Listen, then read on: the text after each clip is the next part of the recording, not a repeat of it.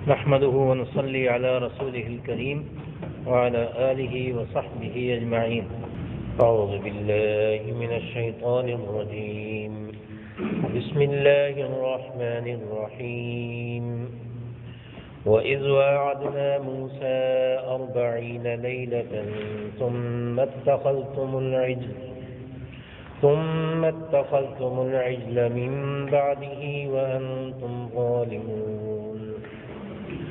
ثم عفونا عنكم من بعد ذلك لعلكم تشكرون. وإذ آتينا موسى الكتاب والفرقان لعلكم تهتدون. صدق اللہ العظیم. واو کا معنی کیا ہے اور اذ کا معنی جب. وعدنا ہم نے وعدہ لیا، اور موسیٰ جو ہے وہ نام ہے ایک مشہور پیغمبر کا، موسیٰ علیہ السلام. 40 لیلتاً راتیں، ثم پھر، اتخذتم تم نے بنا لیا، العجل بچڑا، من کا معنی سے، بعد وہی ہے اردو والی، بعد کا معنی بعد، اور ہی کا معنی ہے اس کے. وَأَنْتُمْ واو کا معنی اور، انتم تم سب، ظالمون ظلم کرنے والے. ثم پھر، عفونا ہم نے معاف کر دیا، عنکم دو لفظوں کا مجموعہ ہے، عن کا معنی سے اور کم کا معنی تمہارے، من بعد کا وہی معنی جو اوپر لکھا، من کا معنی سے اور بعد وہی اردو والا بعد. ذالک وہ، لعلکم دو لفظوں کا مجموعہ ہے، لعل کا ایک معنی لکھیں تاکہ، اور اس کے ساتھ لائن ابلی کی لگا کے شاید. کم کا معنی تم، تشکرون تم شکر ادا کرتے ہو. واو کا معنی اور اذ کا معنی جب. آتینا ہم نے دیا، ایک لفظ اتینا ہوتا ہے وہ اور ہے، اس کا معنی ہم آئے. جب الف کو لمبا کریں آتینا تو ہم نے دیا. موسیٰ وہی موسیٰ علیہ السلام کا نام ہے. الکتاب کتاب، والفرقان واو کا معنی اور، الفرقان فرق کرنے کا ذریعہ، فرق کرنے کا ذریعہ. لعلکم دو لفظوں کا مجموعہ ہے، لعل کا معنی ہم نے لکھا تاکہ اور ساتھ ہی شاید. کم کا معنی تم، تہتدون تم ہدایت پاتے ہو. یہ لفظی معنی ہوا. با محاورہ ترجمے سے پہلے پھر ہم اپنا وہ پرانا سبق یاد کرتے ہیں. وہ کیا؟ لفظی اور با محاورہ ترجمے میں کیا فرق ہے؟ ڈکشنری میننگ ہم دے رہے ہیں، بنیادی معنی صرف. ٹھیک ہے، تو یہ جڑے ہوئے معنی نہیں ہیں، ہر لفظ کا الگ الگ معنی کیا جا رہا ہے جس طرح ڈکشنری میں اور لغت میں ہمیں ملتا ہے. با محاورہ ترجمہ جو ہوتا ہے اس میں صرف لغوی معنی نہیں ہوتا، اس میں گرامر بھی شامل ہوتی ہے، اس میں فصاحت اور بلاغت بھی شامل ہوتی ہے، اور اس زبان کا محاورہ شامل ہوتا ہے. ادب، آداب، لحاظ، یہ ساری چیزیں اس میں شامل ہو کے پھر با محاورہ ترجمہ ہوتا ہے. اس لیے ہم دیکھتے ہیں کہ لفظی معنی کے بعد جب با محاورہ ترجمہ کرتے ہیں تو الفاظ کی بعض دفعہ شیپ بدل جاتی ہے، بعض دفعہ ایک دوسرے کے ساتھ ملاتے ہوئے ان کی جگہ اور لفظ ہمیں استعمال کرنا پڑتا ہے.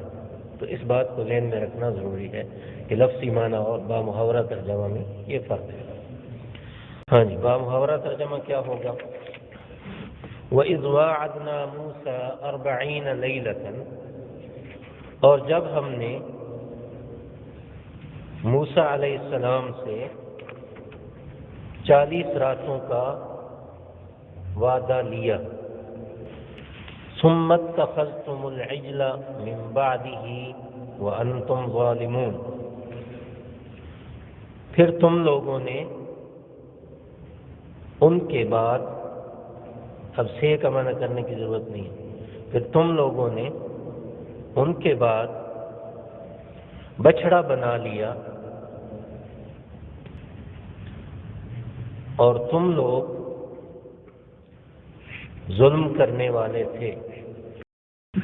ثم عفونا عنکم من بعد ذلک، پھر اس کے بعد بھی ہم نے تمہیں معاف کر دیا۔ لعلکم تشکرون، تاکہ تم شکر گزار بنو، وَإِذْ آتَيْنَا مُوسَى الْكِتَابَ وَالْفُرْقَانَ لَعَلَّكُمْ تَهْتَدُونَ، اور جب ہم نے موسیٰ علیہ السلام کو کتاب دی اور حق و باطل میں فرق کرنے والی چیزیں دیں، حق و باطل میں فرق کرنے والی چیزیں دیں، لعلکم تہتدون، تاکہ تم ہدایت پا جاؤ۔ یہاں پر با محاورہ ترجمہ ختم ہوا۔ جیسا کہ ہم پہلے سے جانتے ہیں کہ یا بنی اسرائیل اذکروا سے لے کے کس کو خطاب ہے؟ اہل کتاب کو، بنی اسرائیل کو، جو کہ کس کی اولاد ہیں؟ حضرت یعقوب علیہ السلام کی۔ یعقوب علیہ السلام کس کے بیٹے ہیں؟ حضرت اسحاق علیہ السلام کے۔ اور وہ کس کے بیٹے ہیں؟ حضرت ابراہیم علیہ السلام کے۔ ان کے اندر نبیوں کا ایک لمبا سلسلہ جاری ہوا۔ اللہ تعالیٰ نے انہیں بڑے انعامات سے نوازا۔ اب جب انہوں نے انکار کیا حضرت محمد صلی اللہ علیہ وسلم پر ایمان لانے سے، تو اللہ تبارک و تعالیٰ نے تفصیل سے ان کو بہت سی نعمتیں یاد دلائیں کہ اب تم سٹ پٹاتے ہو اور پریشان ہوتے ہو کہ ہماری نسل کو چھوڑ کر ہمارے چچا اسماعیل علیہ السلام کی نسل میں اللہ نے نبی بھیج دیا، ایسا کیوں ہوا؟ ہم سے یہ اعزاز کیوں واپس لے لیا گیا؟ تو ہم نے تمہیں عزت دینے میں کوئی کمی نہیں چھوڑی تھی، ہر طرح کی نعمتیں دی، انبیاء کا ایک لمبا سلسلہ جاری کیا، اور کتابیں ایک نہیں دو نازل کی، پھر تیسری کتاب انجیل بھی تم لوگوں کے اندر نازل ہوئی، اور ہر ایک کتاب کے اندر ہم نے اپنی ہدایات تم لوگوں کے لیے بھیجی، مگر تم لوگ ان کی حفاظت نہ کر سکے، نہ اللہ کی دی ہوئی نعمتوں کی، نہ اللہ کی بھیجی ہوئی کتابوں کی، اور نہ اللہ تعالیٰ کی دی ہوئی حکومت کی تم حفاظت کر سکے۔ سب کچھ تم نے برباد کر دیا، اور آدم علیہ السلام کو بھیجنے کا جو مقصد تھا کہ دنیا میں آ کر وہ اللہ کی خلافت کو چلائیں گے اور اللہ تعالیٰ کی بھیجی ہوئی ہدایات کو نافذ کریں گے، تم لوگ اس میں ناکام رہے۔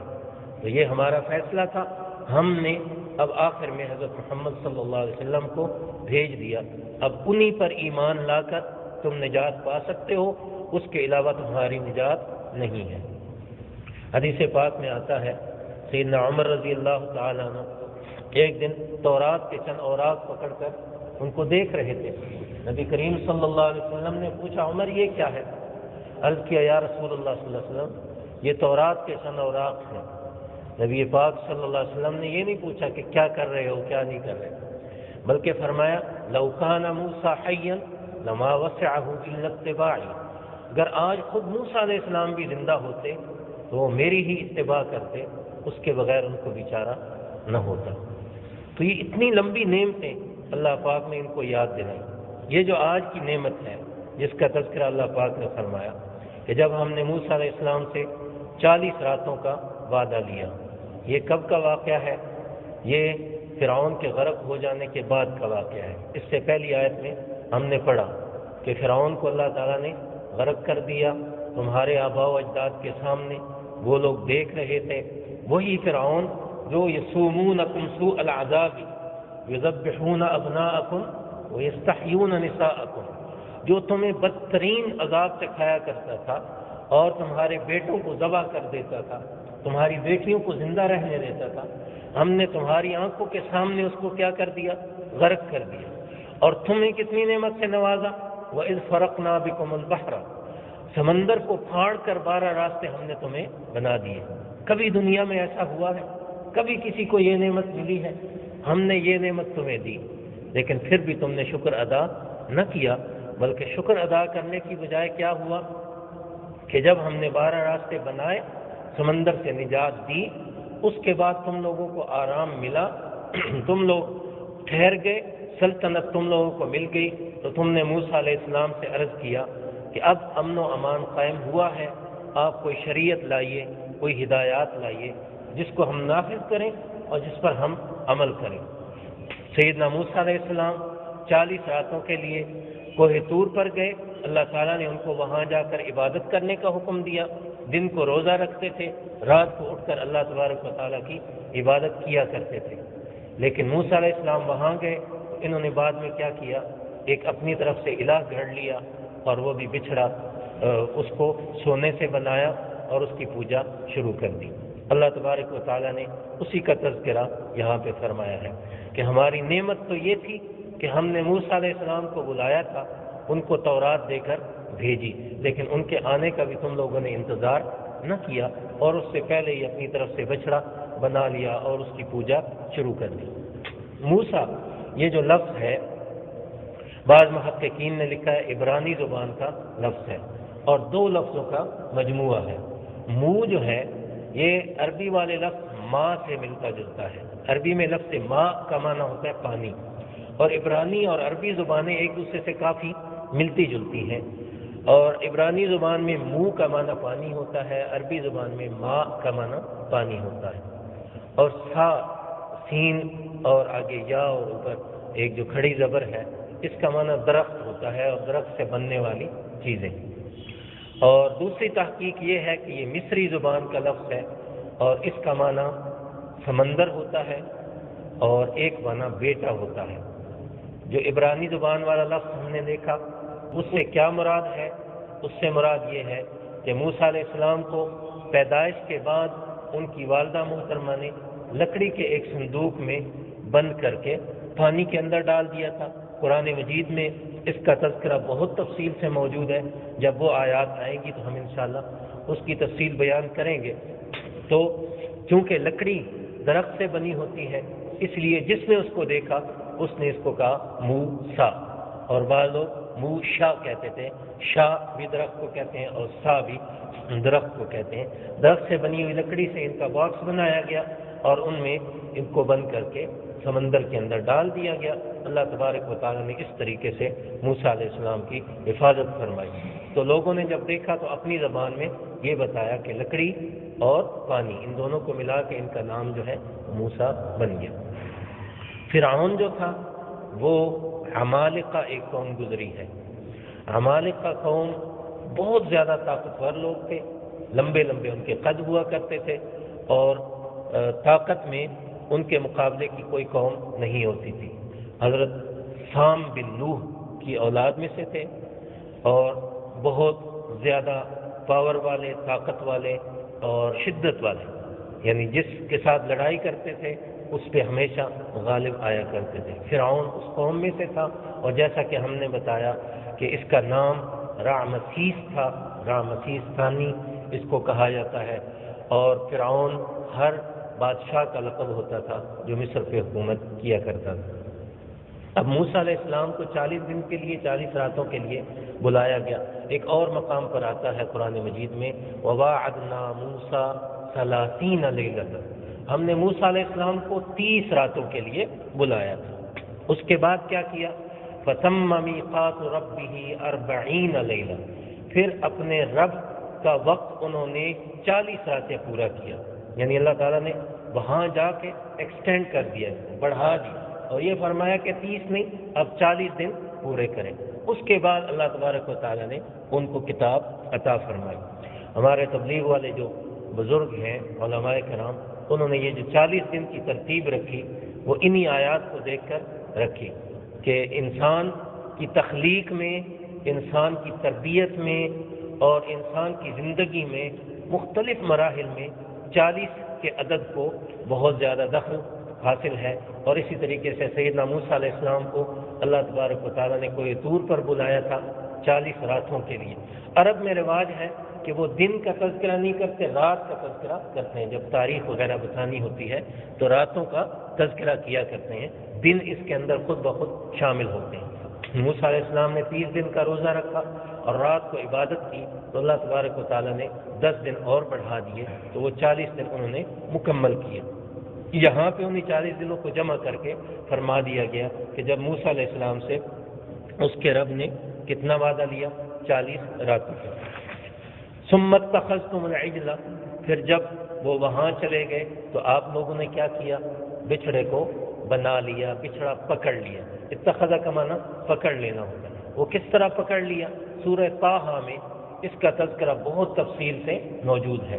سامری ایک جادوگر تھا جو کہ اسی قوم کا تھا، اس نے سب لوگوں کو کہا کہ آپ لوگ کیا کریں، گھروں سے زیورات جمع کر کے لائیں۔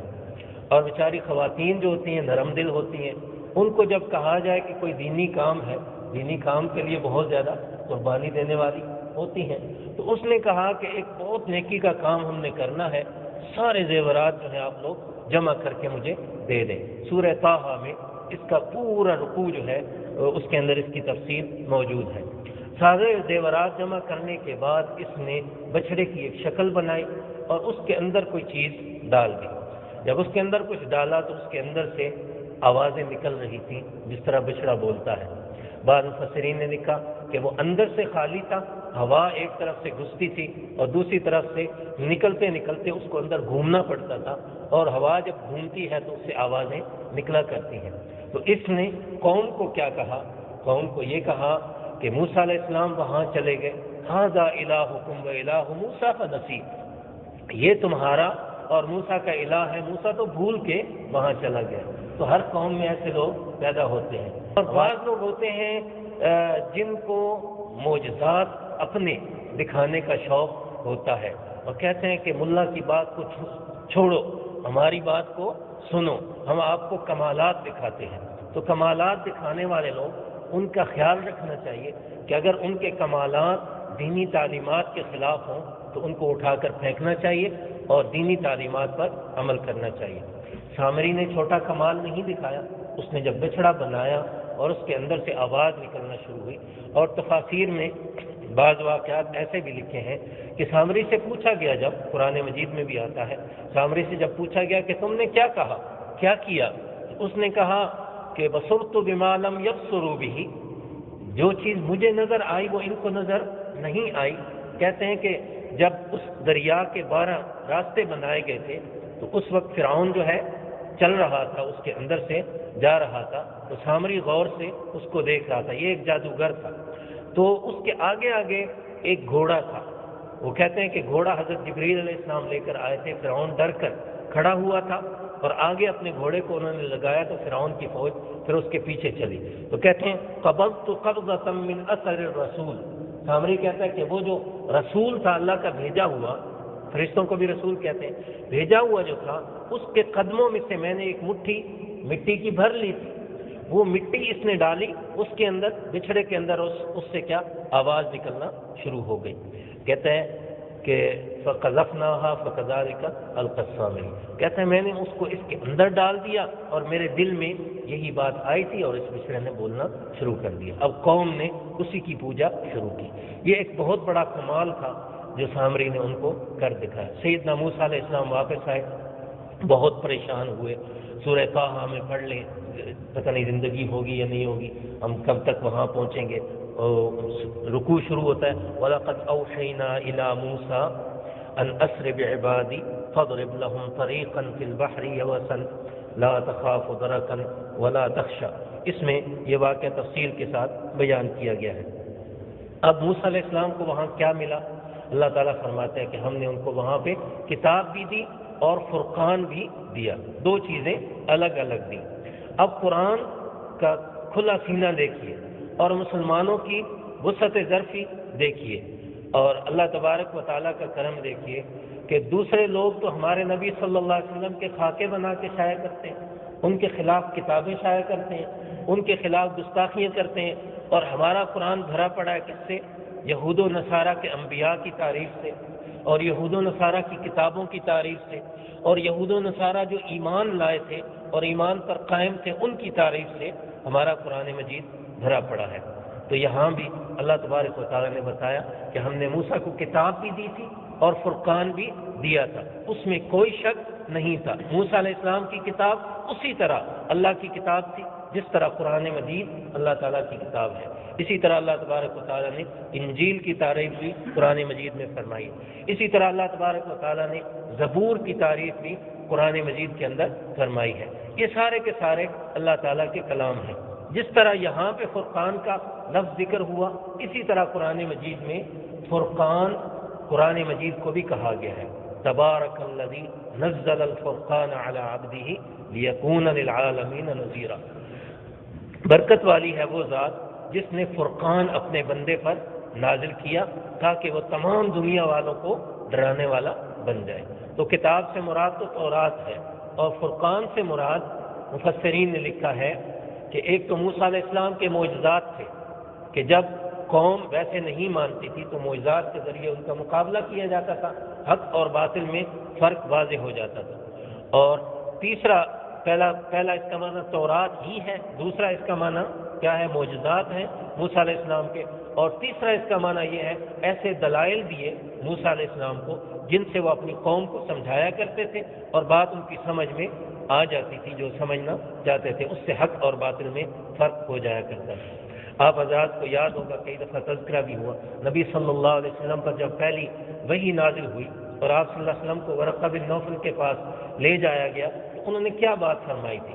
انہوں نے یہ کہا تھا یہ وہی ناموس ہے جو موسیٰ علیہ السلام پر نازل ہوا تھا۔ یعنی یہ ایک تسلسل ہے اللہ تعالیٰ کی آیات کا اور اللہ تعالیٰ کے کلام کا۔ ہمیں حکم دیا گیا ہے ہم تورات کو بھی مانیں، زبور کو بھی مانیں، انجیل کو بھی مانیں، تمام انبیاء کو مانیں۔ اگر کسی کو نہ مانا تو ہم مسلمان نہیں ہو سکتے۔ یہ اسلام ہے، اور اسلام کی نعمت پر ہمیں اللہ کا شکر ادا کرنا چاہیے اور دعا کرنی چاہیے کہ اللہ پاک ہمیں قرآن مجید کی سمجھ عطا فرمائے، اس کے مطابق ایک دوسرے کے ساتھ تعلق رکھنے کی توفیق دے، اور یہود و نصارہ کے ساتھ بھی اسی کے مطابق ہمیں عمل کرنے اور رہنے کی توفیق عطا فرمائے۔ وما علینا الحمد للہ رب العالمین والصلاة والسلام علی اشرف الانبیاء والمرسلین ربنا آتنا فی الدنیا حسنة وفی الآخرة حسنة وقنا عذاب النار ربنا اغفر لنا ذنوبنا وإسرافنا في أمرنا وثبت أقدامنا وانصرنا على القوم الكافرين اللهم حبب إلينا الإيمان وزينه في قلوبنا وكره إلينا الكفر والفسوق والعصيان اللهم اجعلنا من الراشدين ربنا تقبل منا إنك أنت السميع العليم وتب علينا إنك أنت التواب الرحيم صلى الله تعالى على النبي الكريم محمد وعلى آله وصحبه أجمعين برحمتك.